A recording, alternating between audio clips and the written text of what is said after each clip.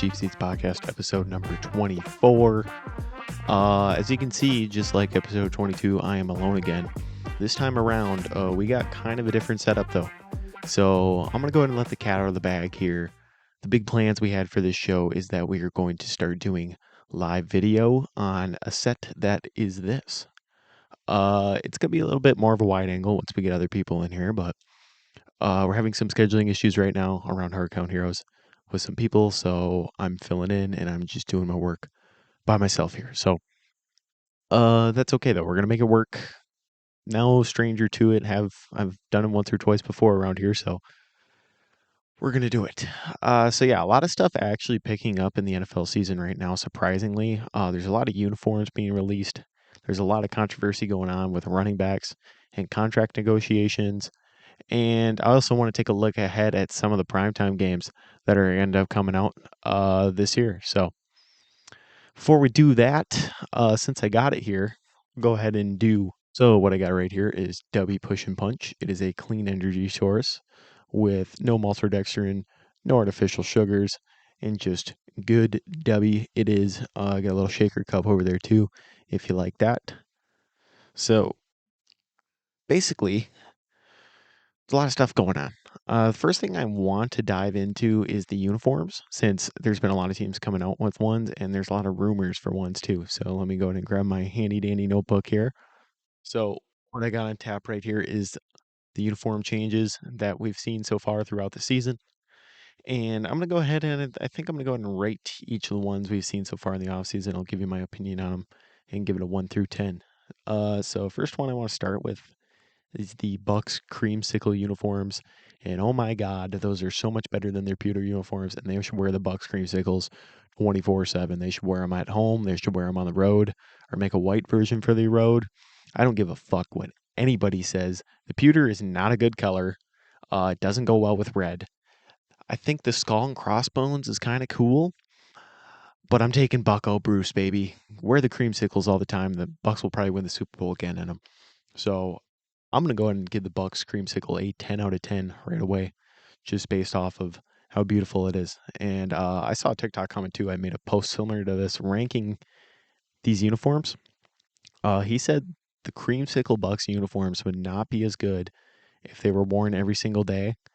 Uh, don't agree with that. I really don't. I feel like creamsicle with the red is just a really good color combination. And sure, it might not be as special, but I think it would still be really good. So I wouldn't shine away from that at all. All right, number 2 here. This one actually just came out today. The Seahawks throwback blue with the green and the silver helmets.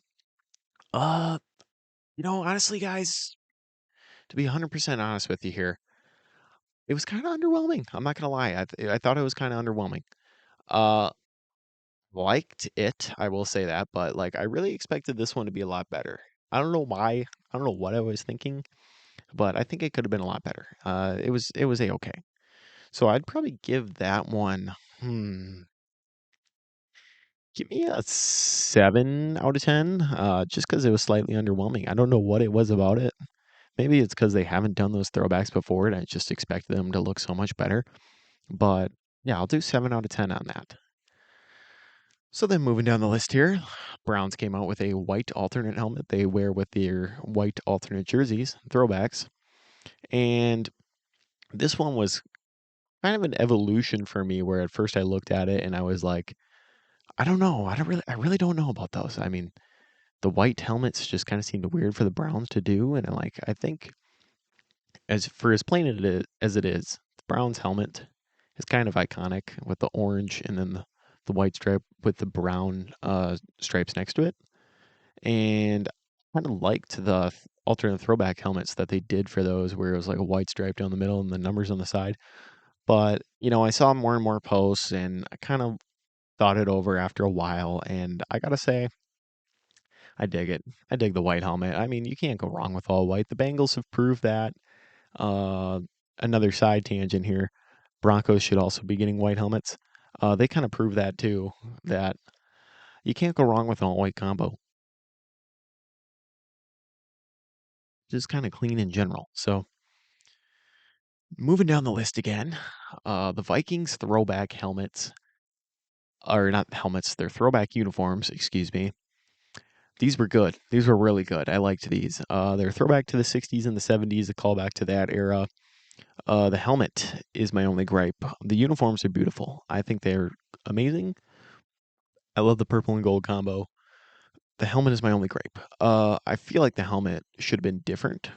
If you're the Vikings, maybe you're trying to save for a white helmet or something, but I can't get with the satin finish on the helmet when it should be a gloss finish. Like, I don't know how that is historically accurate compared to the 60s and the 70s, but it just doesn't match up for me. It makes it look too new age. I want gloss on that helmet, and it would be more of a callback to the 90s almost then. And I think it would look pretty good. So, I mean, the helmet kind of deducts some points for me, but I would probably give that one a 9 out of 10 on the Vikings throwbacks. They're pretty good. I'll give them that. So then next up, the Eagles Kelly Green is not officially out yet, but we know it's coming. Has been confirmed. So I'm going to give the Eagles Kelly Green, knowing, kind of assuming what it's going to look like. I'm going to give that also a 10. The Kelly Green is so much better than the Midnight Green.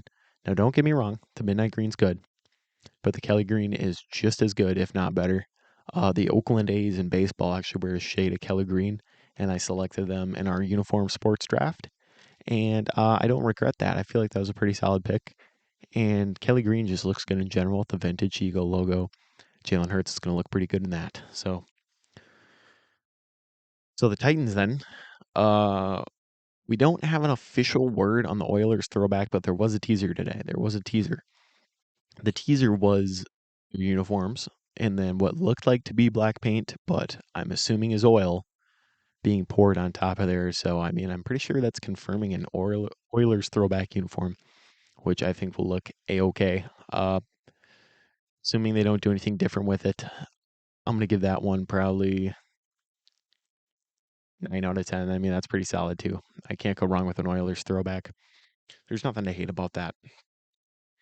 So then, Cardinals also got new uniforms. That was a while ago. They revealed that at the start of the season. And I think we already kind of covered those. I mean, look like Ohio State with their black uniforms and the white uniforms. And the red ones are just kind of plain ugly. So, I mean, I definitely think they were in need of a rebrand. But I don't think it was a good one. I feel like it was kind of plain. They went kind of conservative, and that's where it went wrong. I mean, minimalism is kind of a thing that works with a lot of different, uniform concepts and logos, and like when it's done right, it looks good. But they went a little too minimalist, and I feel like it just doesn't work for an NFL team. But who knows? Once we get past a couple weeks into the season, I think we probably could get used to it. I mean, I don't think it's going to be that big of a deal at the end of the day. So that's my opinion on the Cardinals uniform. I'd probably give me a 4 out of 10 on that one. I mean, that's not going to be a passing grade. I don't love it. So moving on, the Panthers also made changes to their uniforms. Now this one is not very noticeable. What they really did is change their shade of blue to a different shade of blue, so Nike could have it in their color uh, concept, but like their color book, I suppose. I don't know what the correct word is for that, but the color swatch that the Panthers use was not correct for the longest time. It's a very minor change. You're not going to notice it, but it's an okay change. So, I mean, it's nothing spectacular. I'll give it a 5 out of 10 right down the middle because that's all it deserves. So then the last one to be teased. We don't know if this is coming out yet or not. A Patriots 90s throwback. Do I think this is coming out? You know, the ones with the big, like, Pat Patriots on the shoulders? Those were kind of heat, not gonna lie. I mean, do I think they're actually gonna come out? Probably not. I don't think they will.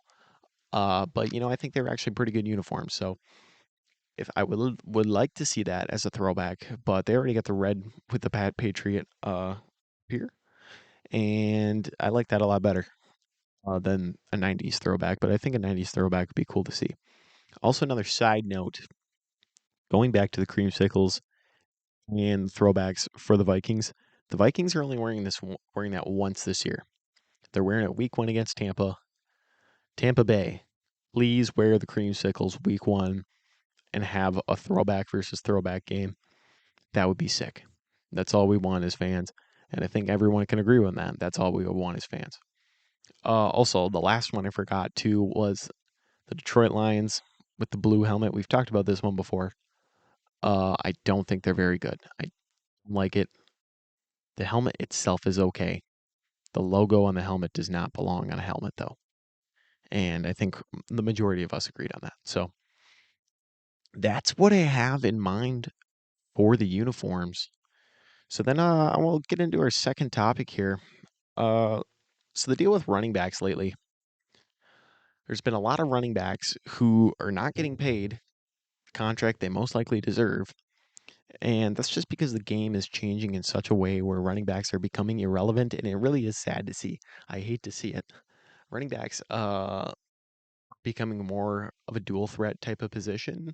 And like you have to be a dual threat almost to survive in today's league. And that's not true for everyone. I mean, there's Derrick Henry who's not necessarily a dual threat running back, but are the Titans going to shell him out more money once he gets over 30? Probably not.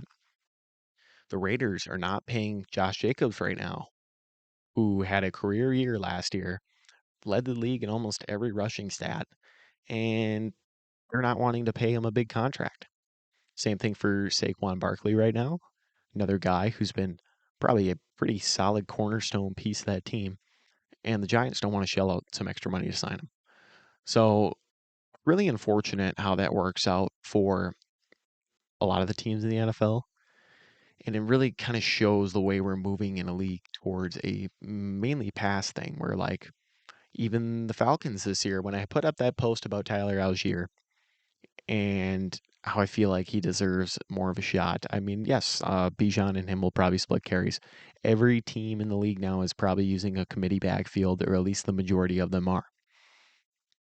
But I feel that Bijan, like a lot of people said in the comments of that post, he's going to get flexed to a wide receiver position here and there, and he's going to be a gadget player. They're going to move him around.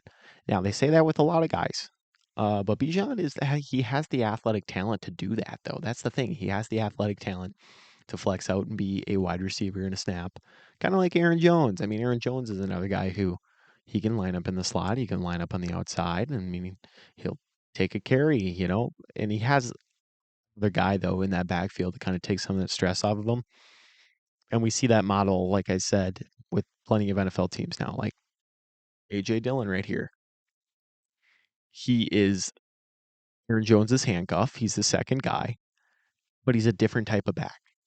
He's more of the bruiser, short yardage, goal line type of guy. Aaron Jones is the more versatile, get outside, pass catching type of back. And a lot of teams follow that model. Just now, this year, the Titans picked up Tajay Spears, who can kind of fill more of that pass catching role. I mean, I don't know a whole lot about him. I can't say he excels as a pass catcher, but he's definitely a different style back from Derrick Henry. And Derrick Henry, does a lot of great things, but even he is not good enough to solely sustain that backfield. Look at the 49ers with Christian McCaffrey. That guy's one of the best run back. Oh, Jesus, he's one of the best running backs in the league. But they still keep Elijah Mitchell, and they still give Elijah Mitchell a good amount of touches, just because you need to have that committee backfield nowadays in order for a running back room to work. They're scared of overworking these guys, and when you overwork them, you don't want to overpay them. And all these running back contracts usually never work out, unfortunately. It's a damn shame. It really is. The league has changed in such a way where we've moved away from the running back, the fullback position. Don't even get me started on that. Bring back the fullback position. It's practically dead in the modern NFL. I mean, it sucks. And I'm one who I love to preach the ground and pound game. Whenever I'm watching football or like whenever I'm orchestrating something compared to football, I'm always for the ground and pound game. I mean, run it down their throats. That's what you want. Run it down their throats until they can't stop it. I mean, if they can't stop it, just keep running. Now, a lot of teams will set up the pass that way, and that's still, that's a credible thing to do. But in my eyes, if someone can't stop you, run the ball, keep running the ball, keep eating the clock. But that's just kind of a dead motive in today's game. It's really spread the offense out. It's a lot more college-like, where teams are going with bigger wide receiver sets. They're doing more elaborate formations. It's not so much under center. It's all out of shotgun. We saw the pistol formation it kind of had a resurgence in the last couple of years. And it was less of a gimmicky thing. It's more of a, modern day NFL thing. So that's kind of how it is. I mean, what do you do? Uh, as for my take on everything, I want these running backs to get paid because, running back is, I won't say the toughest position in football, but it's definitely something to consider when it comes to difficulty and what you're having done to your body in return to what you're getting out of it. Like, it's a lot of beat down on your body and a lot of getting hit by other people, and it does damage. That's why running backs only have like a 2 to 4 year shelf life in the NFL at most, unless you break the mold and you're a guy like Derrick Henry keeps coming to mind. Unless you're a guy like Derrick Henry where you can break the mold, most running backs, they're going to be pretty successful for 2 years at most, maybe 4 years if they're in the better realm, but their body breaks down so quick that they're just not able to do it anymore. So you don't really see those same workhorse backs in today's game like you saw with Frank Gore. He was around forever. Adrian Peterson, he was also around forever. And those were guys that, you could rely on to usually be healthy and kind of be a good backbone of that team. But now running backs, it seems like they get hurt a lot too. Christian McCaffrey is one of those guys that he's one of the better in the league, but he's always hurt. That's the issue with him. He's always fucking hurt. And that's what scared me from picking him in fantasy last year. Now, would I pick Christian McCaffrey this year in fantasy? For the right value, yeah, I would. It really depends on where he's at. And I know he's still injury prone. He stayed healthy all last year, but I don't know. You got to be pretty weary about it. So who knows? Uh, Let me know what you think. Do you think that Chris McCaffrey is a valuable running back to pick up in fantasy this year? And then also tie back to the main subject of, is the running back position dead in football? I mean, it's lost the all-time value. It's at an all-time low. It's got no stock value. So let me know your opinion on that. What do you think? Is the running back position dead in football? All right. So we're about 18 minutes into this. So I'm going to take a little break and then we will get right back at it in a second. All right, we're back in it. Uh so what I wanted to go over now was an article from NFL.com, which is 2023 NFL schedule release, top 9 primetime games.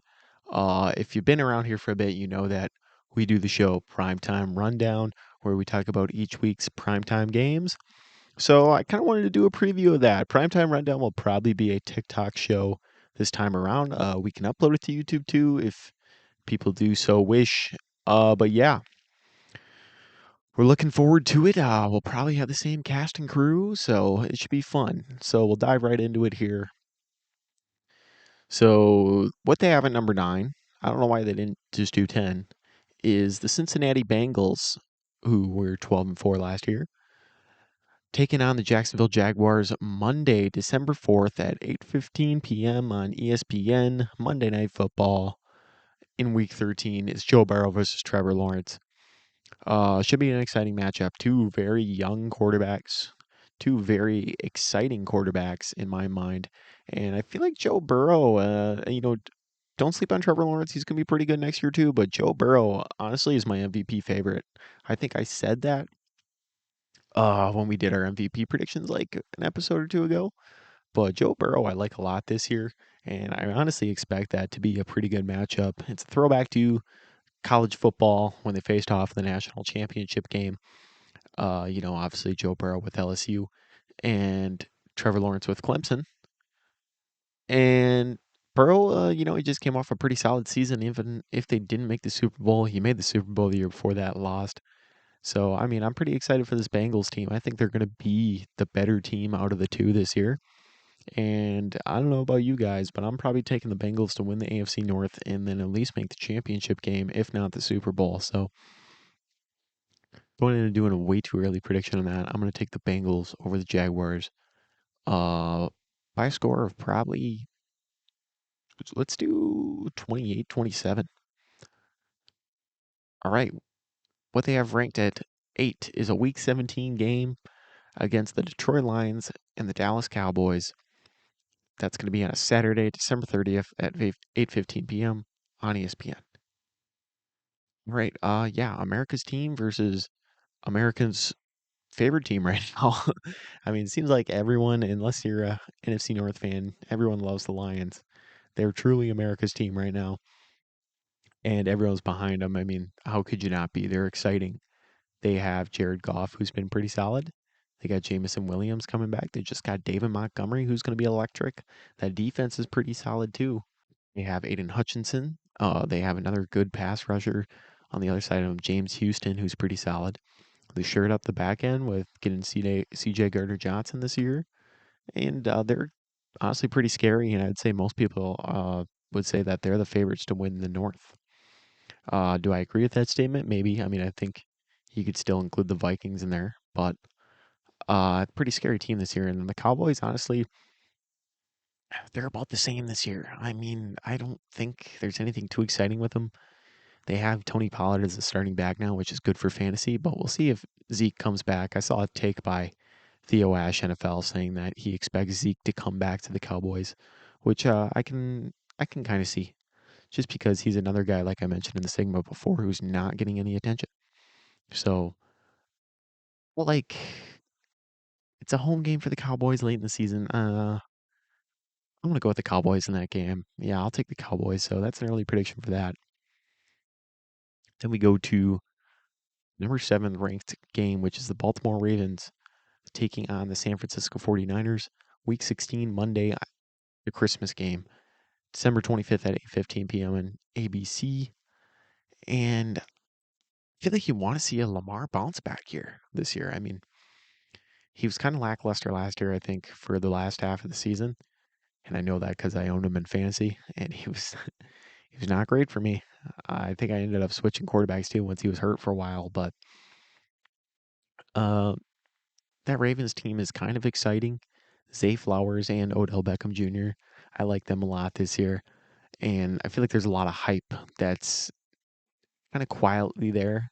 It's hype, but it sounds stupid. It's hype, but it's quiet hype. It's kind of quietly there. People are excited about this Ravens team. It's just that they're not getting talked about as much, maybe as this 49ers team, whose defense is good as ever, just as good as it was last year. And also, they have a quarterback situation, though. That's the biggest gripe on the Niners right now. Brock Purdy looks like he could be the answer, but if he's not healthy, then who are you going to? Trey Lance?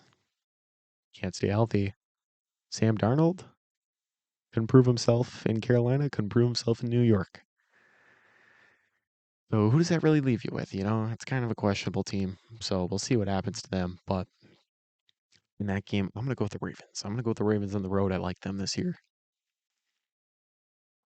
All right. Ranked number 6. This one's an in division game. Philadelphia Eagles, who went 14-3 last year, taking on the Dallas Cowboys, who went 12-5. This is a Week 14 Sunday game, December 10th at 8:20 on NBC. So some Sunday night football.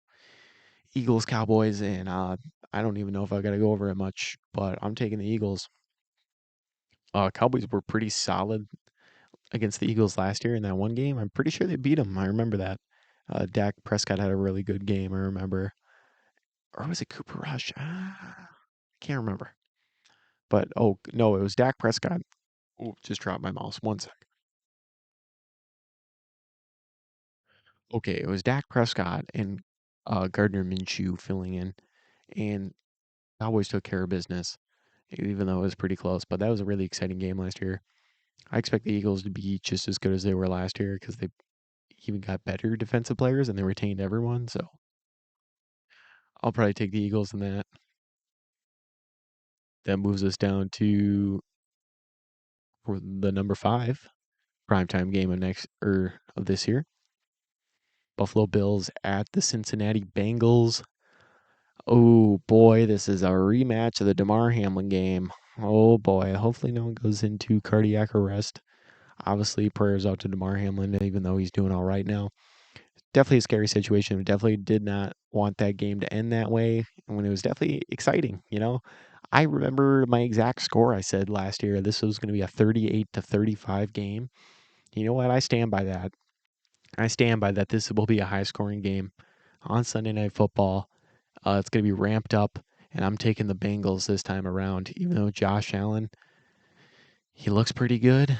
But I'm riding with the Bengals. I'm low key a Bengals bandwagon right now, apparently, but I'm taking them. All right, that scoots us down to week 4. This is a divisional matchup that we had last year. The Cowboys taking on the 49ers. Week 5, Sunday, 8:30 p.m. on NBC, Sunday Night Football. Cowboys 49ers. Oh boy, the 49ers got the best of the Cowboys in this game last year, 23-17, with a very questionable call for the last play.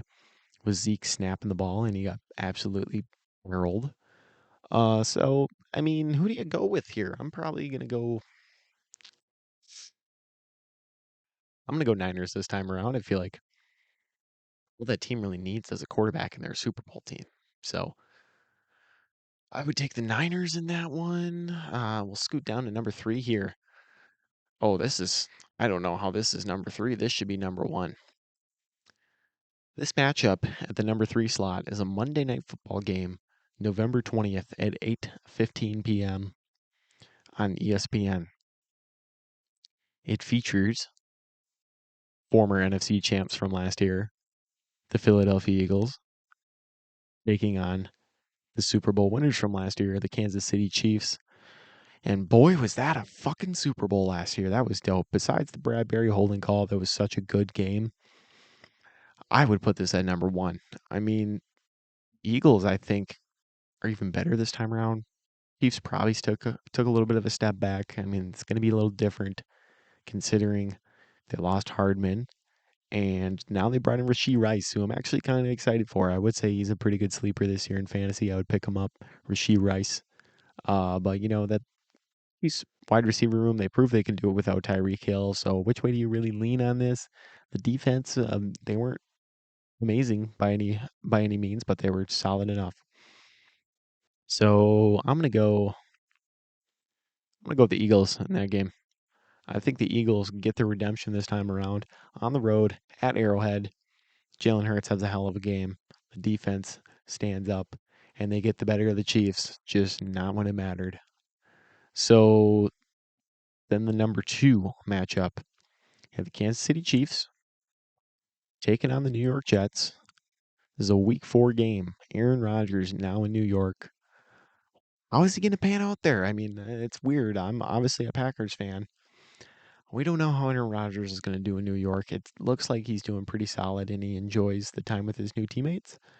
But can you really believe that this guy's going to be a stand-up and a guy who's going to be a winner there? I would probably take the Chiefs in this game. It's a Sunday night, NBC. And I feel like it's going to take a bit for the Jets to get on page with Aaron Rodgers, regardless of whatever the propaganda we're seeing online is about how this team is a complete unit and how they're going to be a-okay. But I'm going to take the Chiefs in that game. So then that leaves us with the number 1 matchup for next year. I don't know if I agree with this one. I feel like this and number 3 should have been swapped. But the Buffalo Bills taking on the New York Jets, Week 1, Sunday Night Football on 9/11. Boys, is there a lot of backstory behind this game.